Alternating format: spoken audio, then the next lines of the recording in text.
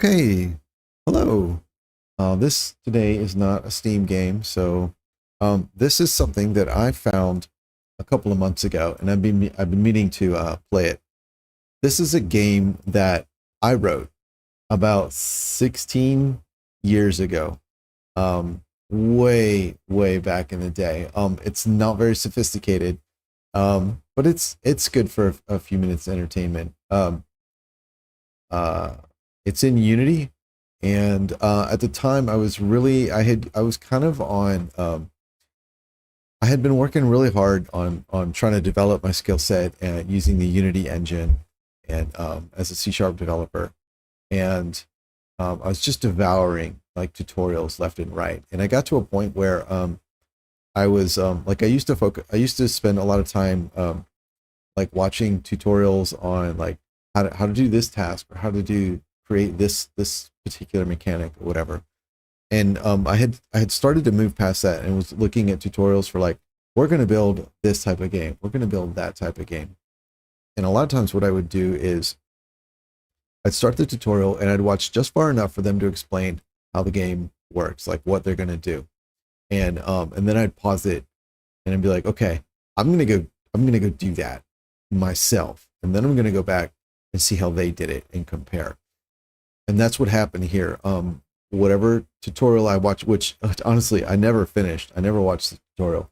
I got as far as the guy saying, okay, we're gonna make a graveyard, and you're gonna run around and there's skeletons of graveyard, you're gonna shoot them. And that was kind of it. Because you think he was focused more like on environment. And so I was like, you know what, that's enough. That sounds fun.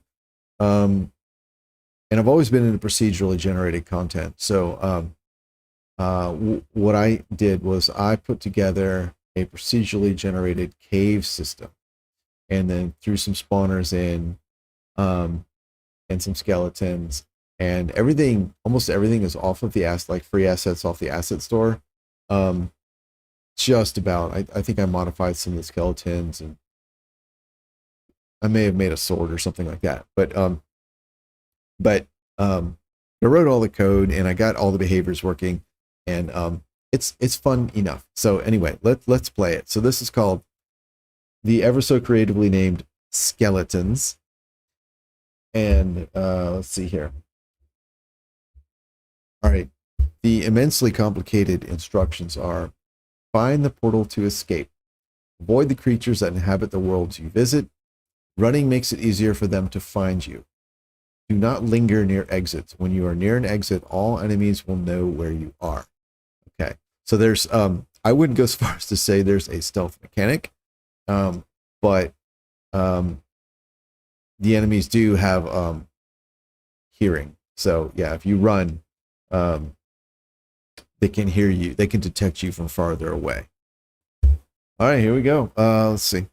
Boop. All right, so let's go. Boom. Okay. Oh yeah, I was working a lot with atmospheric effects and fog. So on the left is a mini map that shows the dungeon you're in, and there are different types of dungeons using different seeds, different rules for generation. So let's see, and then the enemies, they don't have hit points; they just have a probability of kill. I was working for a defense contractor, and we did a lot of simulation of combat stuff in the lab that I worked at, and that is how like when they want to run a simulation of like these tanks versus those tanks, or like some sort of battlefield simulation, like the units don't have like hit points, and weapons don't do damage. They use statistical information gathered from like real world testing and real world environments, and they'll say things like, the simulation will know things like, when this type of gun shoots this type of enemy, the probability of destroying the enemy is this percent, and the probability of immobilizing it is that percent, and the probability of destroying the weapon is that percent, or killing the crew, whatever. It's elegant in its simplicity, but it also requires a lot of data. Anyways, I liked the I thought the approach was interesting, so that was what I went with here. Let me get this. So now I have double shot. Cool. So there are two types of skeletons. These are the tougher ones. They're a little bit, they have a little bit of a tint, like maybe a purple tint to them, and their eyes are glowing. I don't remember what any of the numbers are anymore as far as the probability. Oh yeah, and I think the tougher skeletons have, yeah, these axes, and then the weak ones have swords. So regardless of the actual numbers, there's a probability of these guys dying when you shoot them in the body, and then if you shoot them in the head, there's a slightly higher probability. So you can get a case where you can shoot the same thing, the same guy multiple times, and he just doesn't die, and it's just a die roll, which I thought made interesting experience, you know, as opposed to like the one thing that always kind of took me out of a lot of games, is like you have an enemy and you're like, I know with this gun I shoot that enemy 4 times and he dies. I shoot him 3 times, it's not dead yet. One more shot, he dies. And it's kind of, I never really like that. I don't know that this is like this probability of hit or probability of kill is necessarily a great solution, but it does address that one thing that I kind of always kind of tugged at my brain, was the that like automatic, okay, I know he's gonna die in 1 more hit or in 3 hits, and so now even like the exact same enemies, it can take multiple hits, right? And I like that can reflect the chaos of an actual of combat, you know. Anyway, so I seem to have trapped myself. Oh yeah, I'm not using my mini map, that's why. So I love this fog. I really love this fog. Fog is something, doing like good fog is something I've always had a knack for. And I don't mean to like brag like, oh, I'm so good at this. It's like, I'm sure this could be better. However, for the things that I know and the things that I knew at the time, I just found it like making good, cool looking fog just came very easily to me. Like I said, I'm sure it could be better in lots of ways. But I mean, this is 16 years later. I still think it's neat. I still really like it. So I think that says a lot. It says a lot to me about I guess just about what I was doing. So how about we stop running back to the same area? So the way this fog works is it actually just follows the player. Jesus, I'm not looking at the mini map. I'm looking at the fog. The fog actually follows the player. It's attached to the player. And then it actually sinks into the ground, which is why you see it kind of around on the floor there. And the way it spawns is, I think there's actually 2 sets of fog that spawn. There's like the fog that spawns close to the player, which is on the ground, and then the fog that spawns a little bit further away from the player, which is larger and more like in the air, like this stuff up here. And then as you move around, of course, that fog lingers. That fog lingers, and you get a really nice effect as you're moving, and the fog is kind of appearing, right, and materializing. Oh, I'm so dead. Materializing like as you move through it. I think it's really neat. I'm really happy with it. I'm still really happy with it. Oh, I see the white guys also have like the plain white guys, the weak ones, they have glowing eyes as well. I forgot about that. I can't remember if I added those eyes. I think I did. Anyway, let's see if I can make a run for it. Oh no. Oh no. Oh. All right, cool. Let's get you guys dead. And all right, so the green dot is the objective. So let's go there. I think I will get healed if I make it there. Yeah, this is my objective. Oh my goodness. I just jump in. So every time, oh good, yeah, you're healed. So every time you go to the next level, the game gets a little harder.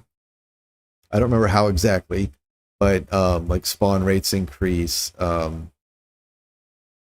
money.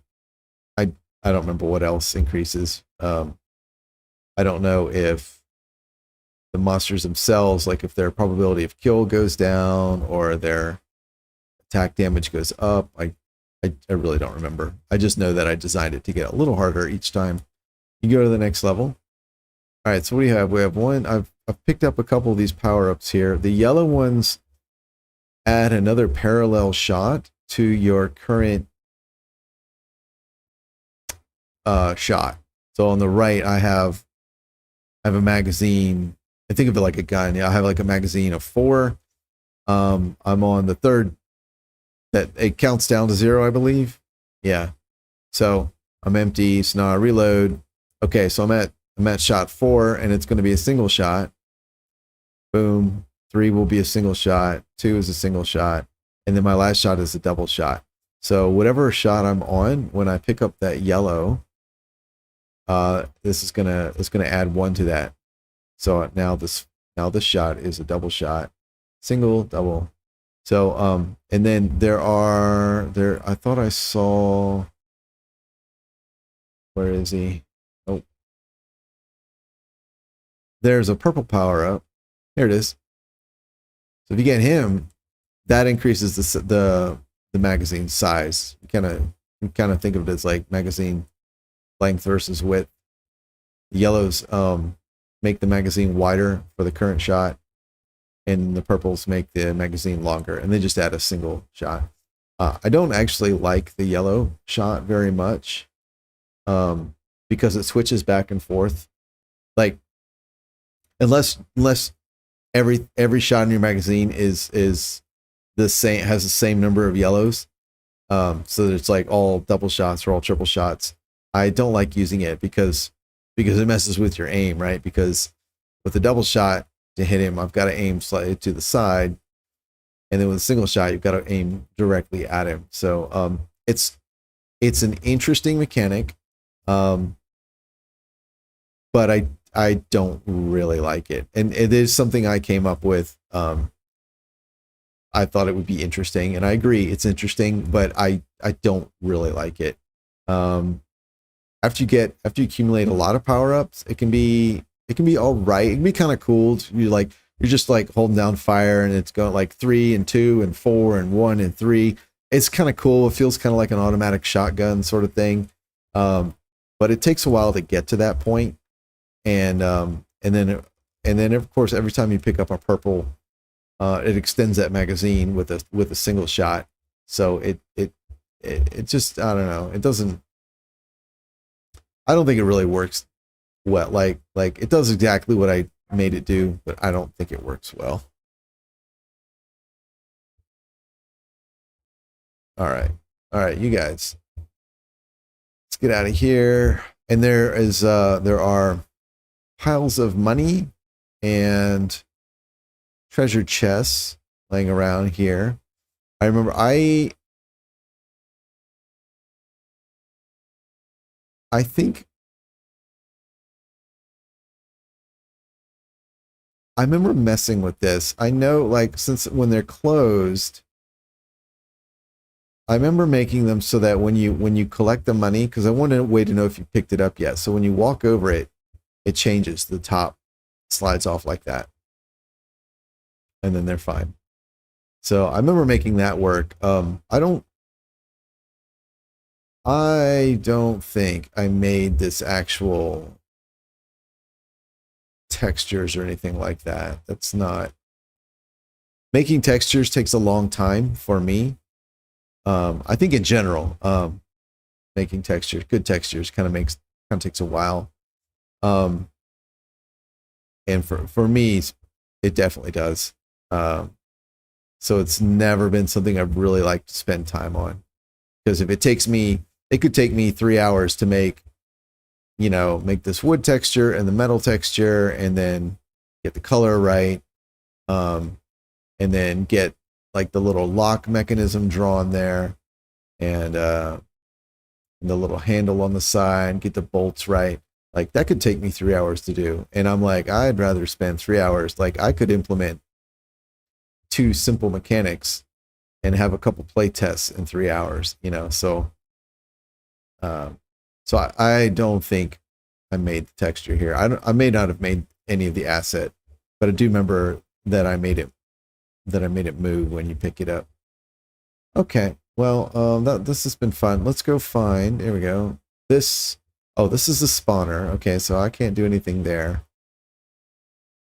In retrospect, it would have been cool to make the spawners, I don't think destructible would be good, because then you can get yourself in an the player can get almost in a soft lock, right? If they destroy all the spawners, then there's no more enemy ever. For as simple as a game as this, I don't know that that's great. But I do think it would be cool if you could shoot the spawner and then like damage it, right? Have it like visually change so that it's maybe it's on fire, right? But then over time it heals itself, and once it's fully healed, it will start spawning again, right? Or something like that. So you can get your respite, right? If you need a break. There's a little pile of money, but you can't completely get yourself into a steady state where like nothing's happening, because that was not the point of the game. The point of the game was to have action, right? Action, always shooting something. All right, let's go find that green thing. See, it's over there. I've got that one already. And making the lid on the trunk to the angle like that, I don't know if I had the foresight to think of it. But you'll notice it makes it so that at a distance you can tell, oh, I've already picked it up. So you don't have to worry about it, which is handy if there are like enemies in the area. All right, here we go. The piles of money, you just pick them up. They just go away. So I remember implementing both at the same time. So it may be that when I made the money, when you know, like made it go away, I was like, the trunks are going to need something equivalent. It's also just as possible. I didn't think of it. And then one play test, I was like, boom, got it. And then went walking along, was like, oh, wait, did I get that one? Did I get this one? You know? Oh, I put some variety in the way they open. That is just like something I would do. Yeah. They either pop open like that, or the top gets like slid off. That's cool. I love little things like that. It can add a lot of it adds, it's not like it adds like so much to the game, but it adds more than it is, right? And just one or two variations is enough to break that feeling of I'm just in a game. I mean, granted, you're not going to forget you're in a game, but it is enough to just break it, like, oh, it's the exact same asset, right? Because it did something slightly different this time. And granted, you'll figure it, like, eventually you're like, oh, it does one of three things, but still, it's just that little bit of variety that I think it just adds a nice touch to games. Wow, there's just no money around here. So the cave systems, this is all procedurally generated geometry. So it's not like tiles that I've slapped together. The cave is one entire piece of geo. I just noticed on the left, on the mini map, there's texture on the area that is not cave. That's interesting. I don't know how I did that. That's pretty cool. But there's different rule sets for the cave systems. So like this one has a lot of there's a lot of caves and they're very narrow. and then some, oops, some of the systems are larger, like fewer rooms, but they're larger. And I like that you can get these really narrow passes here. It's really cool. Graphics wise, it's nothing. It's pure stretch texture. This might even be wood. This might even be the same texture I used on the trunks. I don't remember. But like I said before, like the amount of time I could spend on a single texture to make a single thing look right was like compared to everything else that I wanted or could choose to do. It was just never a good time investment. On a team, people, it's one thing, but as a solo developer, anytime you're doing something, there are 10 things that you aren't doing instead. So you always have to keep that in mind. And so mucking around with textures is one of those things that I was just like, it's not worth it for my time, you know. Textures look nice, but like they don't mechanically add anything to the game or the gameplay. These guys are stuck. That's very interesting. That's why I was wondering why I hadn't seen anybody yet. So that's why I never prioritized textures. You know, I was always aiming for good enough. You know, developer art is fine. Anyway, no need to kill those. You get nothing for it.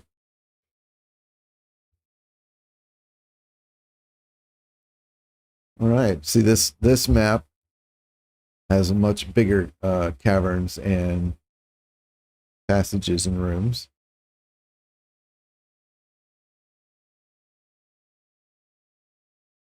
The top left there is the gold I've collected. Oh, we have a spawner right next to the escape. Let's just go.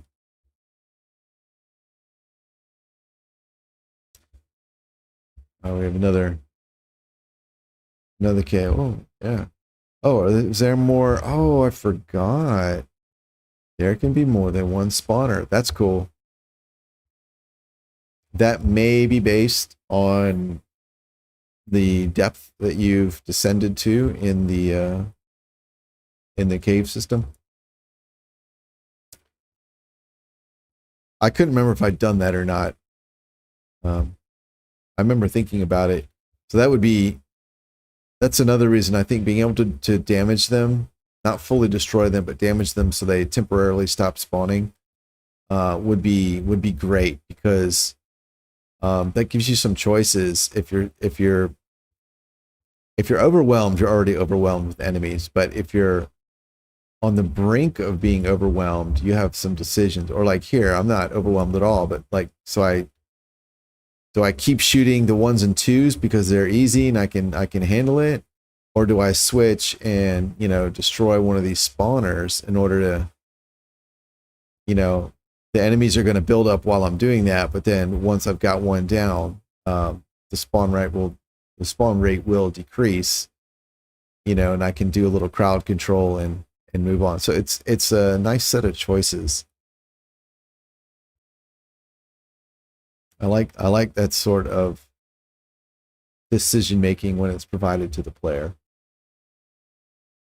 Whew. Oh. Excuse me. But I did not do that.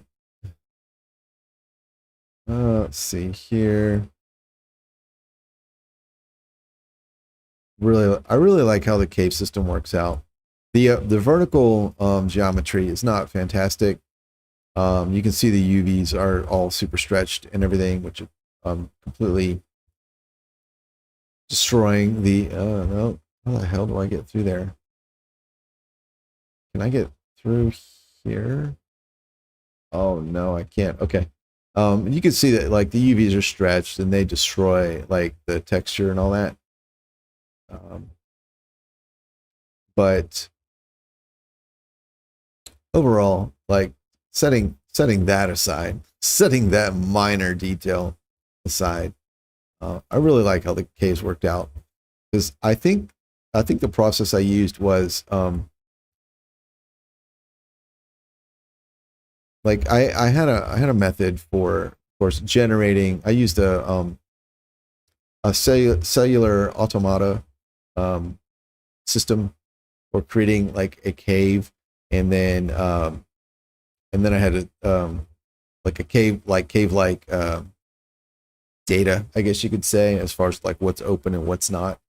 And then I had a procedural system for basically just creating geometry. And I think what I did was I created the floor um, vertices based on like the area created by the cellular automata. And then I believe what I did was I copied those vertices upward like 2 times or maybe 3 times. It's like one for the floor, like the floor were the ones, the floor vertices are the ones I created.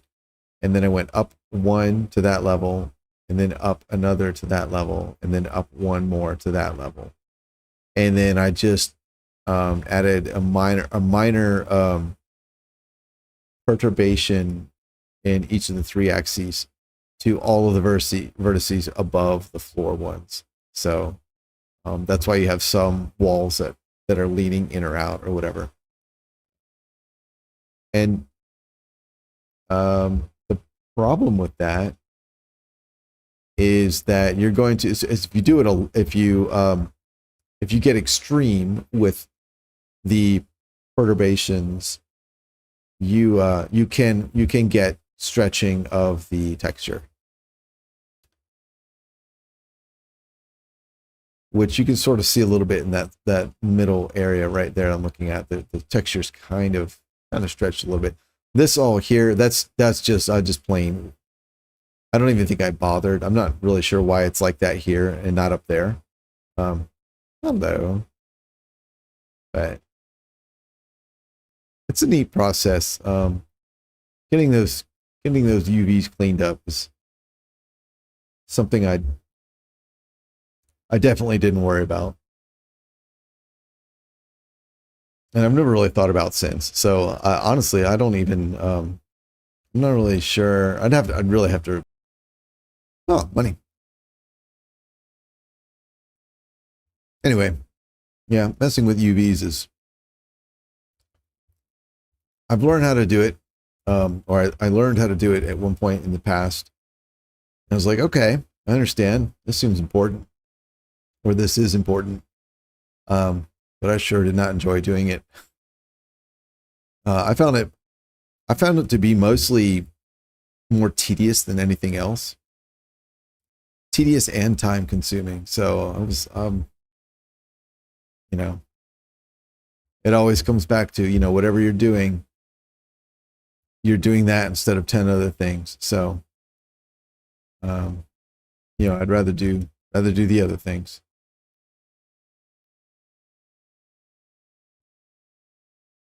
All right, what do we have? Oh, we have 3, no, 2. Oh, everything's just right here. Okay.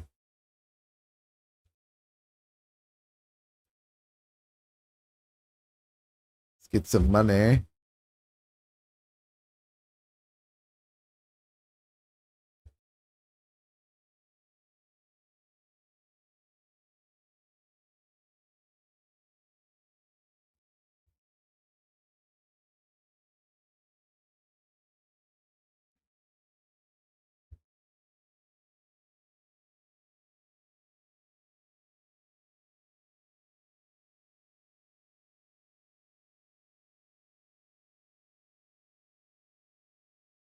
I have 11 shots.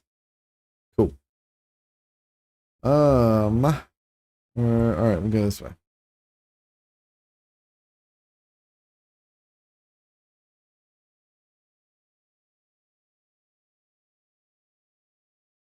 Money.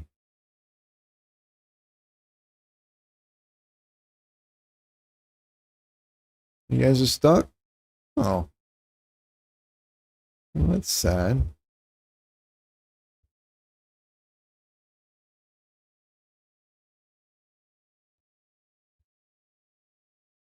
So I'm actually kind of surprised they're stuck. There's definitely enough room for them to walk. Yeah,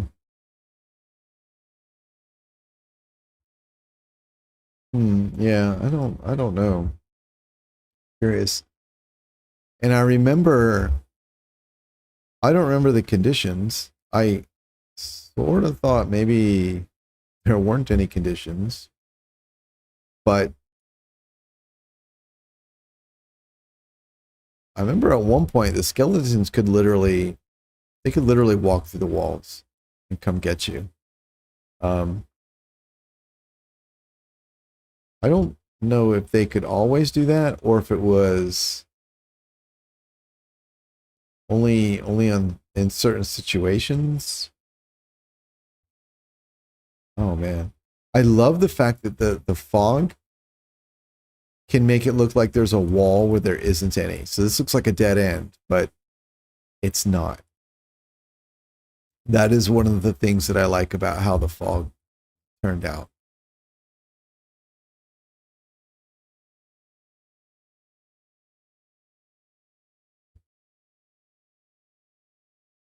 Ah, more purple. Purple's the best one.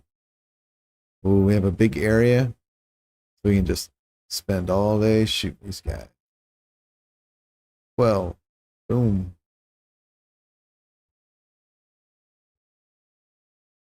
And there's no sound effects, as you have probably noticed, for the weapon or the destruction. Impacts, destruction. That is not a recording error. It's not a bug. That is another case where it's almost the opposite case as textures, because adding sounds is pretty easy, and in many cases I find that and sounds are something I also had a knack for. Like if you hear the footsteps, there's actually only one footstep sound. And what I do each time it plays is vary the pitch slightly. That is a trick that I'll say I discovered or invented or figured out or whatever. Not invented. That's a bit pretentious, but that is something that I worked out in like one of the very first games I made. And I am by no means feel that I'm the only person to know how to do that. It is just one of the few things that I figured out on my own, like from the very beginning. I had a top-down shooter, and I had one explosion sound. And so what I did was every time I played it, I just randomized the pitch a little bit, and I got a wonderful variety of explosion sounds, which is great because in the game, like, it was possible to have lots of things exploding at once. So having that variety really gave it a lot of audio depth, which was cool because I didn't have much as far as the game goes. So you work with what you got. So anyway, I did the same thing in this one with the footsteps, and so it sounds like different footsteps, and I think that works really well. So I found that when working with audio, it came. I don't say like I had a knack for it, because I don't know that I'm necessarily good at it, right? But it did come very naturally to me, just like working like with fog and particle effects and all that. Like it was very intuitive to me, and I could have an idea, or I could make a change and have pretty good success with what I was trying to do. And so a lot of times what I ended up doing was, even though it didn't take long to add audio like footsteps or explosions or whatever, a lot of times I didn't bother because Again, anytime you're working on one thing, you know, you're not working on anything else. And while audio is nice, for the games that I was working on, the audio didn't actually add anything gameplay wise. So I was like, if I need the time to do stuff, you know, then where can I find that time, right? And where I find the time is by skimping on or just not doing the things that don't actually add anything to the gameplay, you know. So textures and audio were the things. Textures because the return on investment as far as time goes was so low, and then audio because it would just seem so trivial.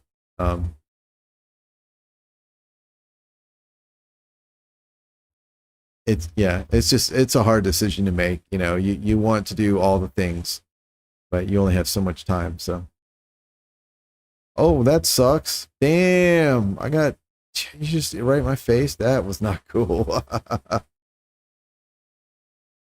Right.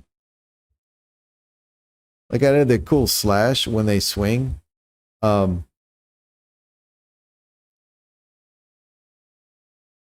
Like everything that I added is to serve a purpose, have some utility to the player, right? And what I found was when I first did a play test and they would swing at you, you couldn't really tell. And then oh,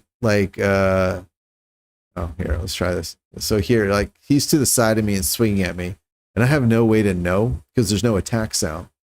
So by adding that swish, right, there's a visual. So even if he's offside of you, and granted, when he swings, the sword does enter the camera, but it's there for so few frames, it's easy to miss.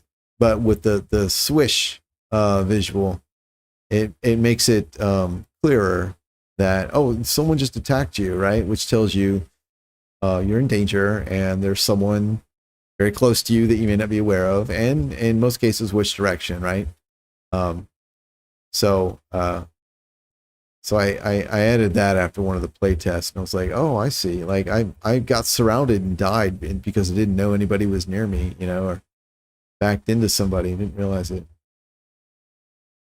So when I was working on this, just a lot, like all the decisions, they always came down to that, you know, like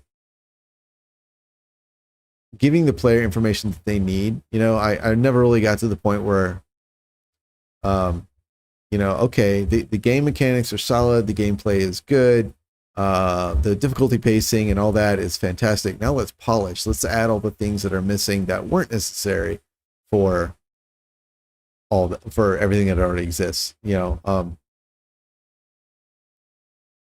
and that unfortunately was also a necessity-driven decision because once again, you know, polish can take the same amount of time as the development of the game up until the point, like until you're ready to polish it. And I'm like, at the end of the day, you know, I can get 2 games to the point where they need polish in the same amount of time where I can get 1 game to the point it needs polish and then polish it. And for where I was in my career, honestly, even now, I feel like it's as a game developer or a game designer, it's better to have like more depth and variety in your portfolio as far as games you've worked on, game systems, game mechanics that you've implemented or designed, as opposed to polish, right? If you are an artist, then it's better to have a polished game, right? Because you say like, yes, I added these glorious sound effects or this, you know, fantastic texture or whatever, right?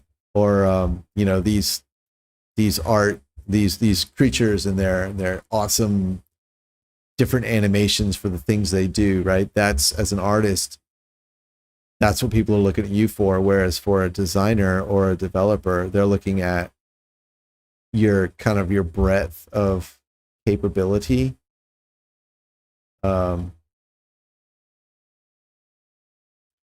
there's not there, it's really hard to show depth of capability as a developer, or a designer, like in a game. Like it can be there, and you can, like, when I say it's hard to show it, I mean like show it in a portfolio, right? Like, if someone's going to spend 30 seconds looking at my website or a video of work that I've done, right?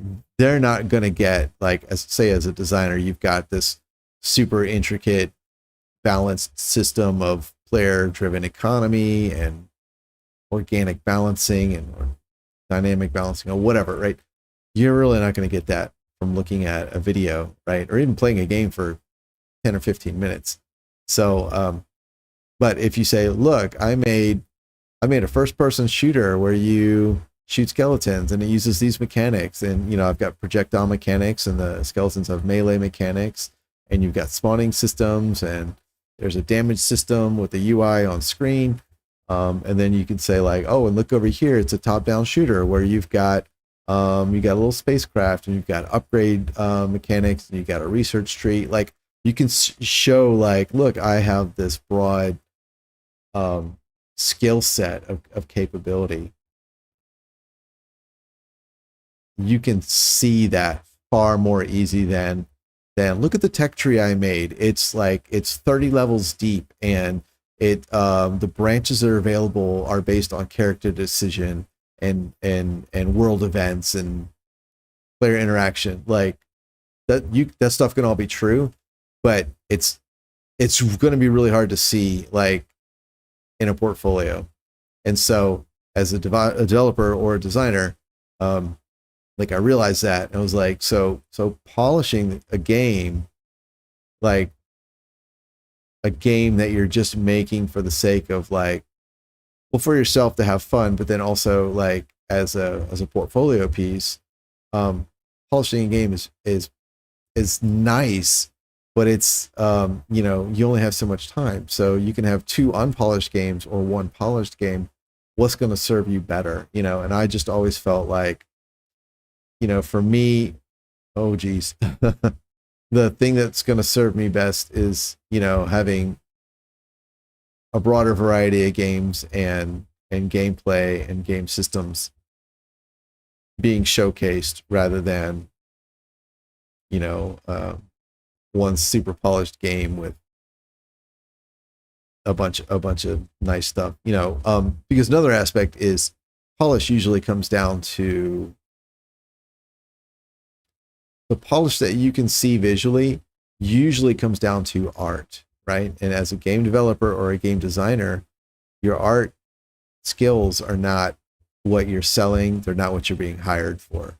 So again, I was just like, it's not worth my time. Like I would like to do that, but given that I don't have enough time to do everything, I've got to pick and choose my battles. So, oh, I thought that was an escape thingy.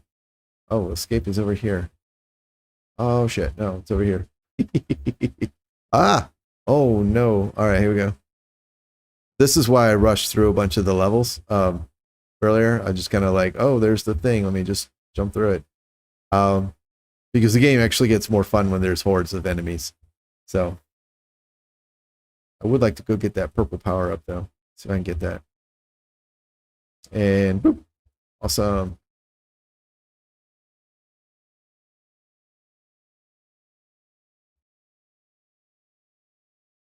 And so one thing that I liked, and part of the reason I added when you go to the next level, you're healed, is because as each level gets harder, you can get into a situation where like I was just in, I was in a bad way, and my only escape was to go to the next level where it's going to be even more difficult. So your escape route is actually works against you in the broad scheme of things, and I like that. I really like that. I like systems where the player, if the player does what's best for themselves short term, it may work against them long term, and vice versa.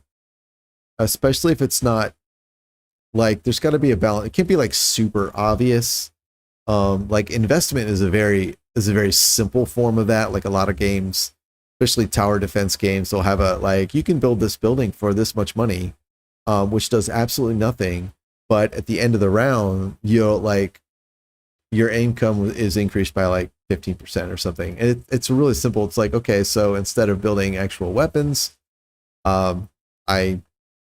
I just mark this money as used, and then I get extra money at the end. That's a very simple form of it, and not terribly interesting.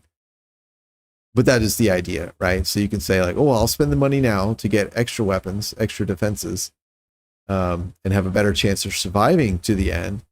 Or I note that I buy the thing that does nothing, and then the level becomes a little bit harder, and then if I can manage to survive to the end, I get more money. So it's a trade-off. Oh, there we go. And I do like that, although like I said, that particular approach I think is boring. I still do it. It still has its place. I just think it's so simple. Like I prefer things that are less obvious or less direct, you know?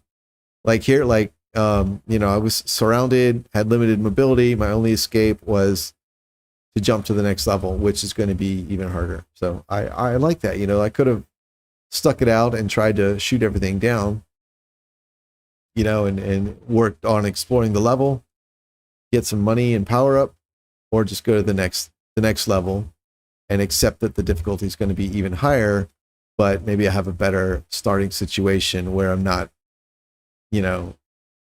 surrounded by a horde of skeletons. So I really like that.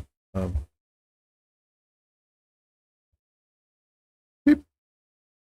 right, let's go to the next one.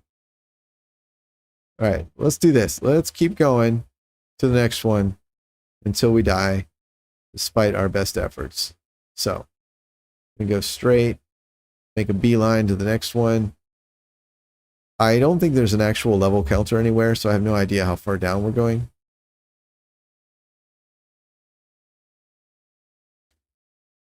No, don't want that. All right, sucker. Oh, I'm going the wrong way.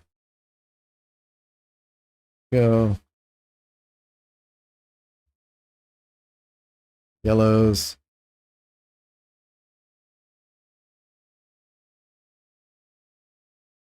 Oh my God, this is a big one.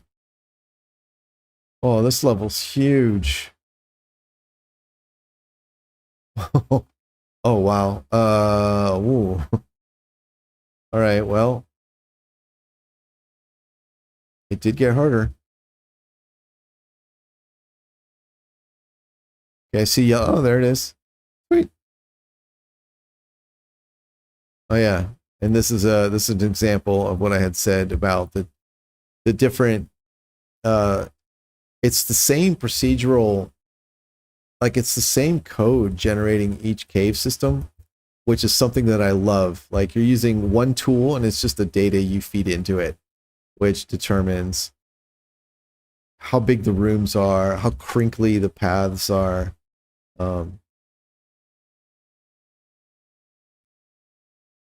Here we go. Hey, you too, huh? I really like that. That's one thing I like about procedural systems. Everybody thinks that procedural systems are like, you have a handful of things and you just randomly use the things. And then and the problem is that's what a lot of players think procedural systems are. And unfortunately, a lot of game developers are basically glorified players. And so that's what they think it is as well. And you see a lot of really badly implemented procedural systems. And so procedural systems get a really bad because they're usually done poorly.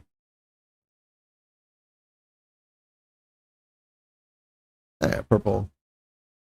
But you gotta like a good randomization system is not remotely random. In order for it to feel random to the player, you've actually got to introduce tendency. If you take a box and you put a bunch of rocks in it and you shake up the box, right? If those rocks are randomly distributed in the box when you open the lid, if you look at them, they're actually going to be areas that are, that have clumps, and areas that have more, like, it's going to be areas that where the rocks are clumped together, right? And areas where there are fewer rocks, right? And so those areas where there's more rocks and areas where there's less rocks are actually less random, right? Because there's a trend, right? The trend is increased density or reduced density. And so when you make a random system, you've got to introduce those different trends in the results. So you can't just have what's called a uniform random distribution of results. If there are, for example, these are all white skeletons, and that's one of the I'll call them red skeletons, right? They are random, right? But if they were perfectly random, then in a room full of skeletons, there would be approximately 50% white skeletons and 50% red skeletons. And if you do that, then it's not, they don't really seem any different. It's two different skeletons, as opposed to one is a tougher skeleton, like one is supposed to be more like a mini boss type skeleton, right? So if you make the probability favor the weaker skeleton, so you get more minions and fewer of the brutes, it actually feels more random now, you know, like it feels more random, because you're like, oh, it's all white skeletons and every now and then there's a random red skeleton, right? That's the way you would describe it to a friend, right? But the reality is it's not random, right? It's like it's not uniformly random, but that's what makes it feel like it's actually random. So and a lot of, I think very few players understand that, because it gets into statistic. I mean, okay, let me walk that back. Very few people understand that, because it gets into statistics, and that's not an area that a lot of people are comfortable with, or let's say comfortable. It's not an area a lot of people are exposed to, right? And that's not a branch of math that's really taught in high school, and a lot of people don't go in it in college or university, because, you know, they don't need to. It's not part of what they're studying, and a lot of people don't go to university anyway. So like, it's just not something most people are exposed to. Oh, I'm trapped. This has never happened before. Dang. I always wondered if this was possible. It appears to be so. I went to a lot of effort to make sure this couldn't happen. Interesting. Yeah, this has literally never happened. I cannot get out. This is blocking the way for whatever. Oh, wait. No, I can. Or can I? No, I can't. Oh, interesting. Oh, well, I guess it's game over, huh? Yeah, I went to a lot of effort to implement rules to make sure that when these buildings are placed, they don't create this sort of situation. I always wondered if I'd really solved the problem, or I just made it unlikely. And it looks like, after all this time, I have my answer. I made it unlikely, but did not actually solve it. All right. Well, that's cool. That's interesting. It could still be like, it would just take a few minor tweaks to fix the issue. Cool. But I don't even know if I have the source code anymore. and I'm certainly not inclined to mess with it. But anyway, yeah, that's randomness. And if you really want your randomness to work in a game as a developer, you can't just say, you know, RNG, give me a number from 1 to 10, like, and you can't just say like, well, there's a percentage chance of this monster appearing, because it's not enough. You've got to have trends, you know, you've got to add other factors in there. Basically what you've got to do, it's called extreme sensitivity to initial conditions, and it's like ESTIC or something is the abbreviation, I think. And basically what you need is a complex system that isn't random, but it feels random. And your random systems kind of have to be like that. So that you start with a baseline, like, yep, you know, there's an equal chance of all the things. And then you have to introduce trends. Like, for example, oh, well, in the caves, you know, the probability of encountering skeletons is increased by a factor of 3, you know, and the probability of encountering cats is cut in half, you know, or something like that. And then you have the same system, and it's the data that's driving kind of what's going on. So your system is, you have a random system, but the data is giving tendency and trend, so that, yeah, all your monsters are random, but in the town, while you can encounter skeletons, you're more likely to encounter a cat, you know, and in the cave, you're going to get skeletons instead of cats. Hey. So anyway, well, this was fun. It's kind of a shame. I was kind of hoping to get killed. I guess I can let him get me killed. You can see the last thing that I added. This is a quick hack. I don't know if, there we go. Ragdoll. That's cool. And then play again. Boom, back at the beginning. 1, 2, 3, 4. So that's it. So that was skeletons. Thanks for hanging out. Thanks for listening to me drone on about this ancient project. It was kind of fun to find. I think I found it a couple years ago, and then it kind of pops up on my radar every couple months or so. So I wanted to play that and show that off. This is something from way back in the day. Oh man, I do love the way this fog works. So anyway, that'll be it, and I will see you guys later. Goodbye.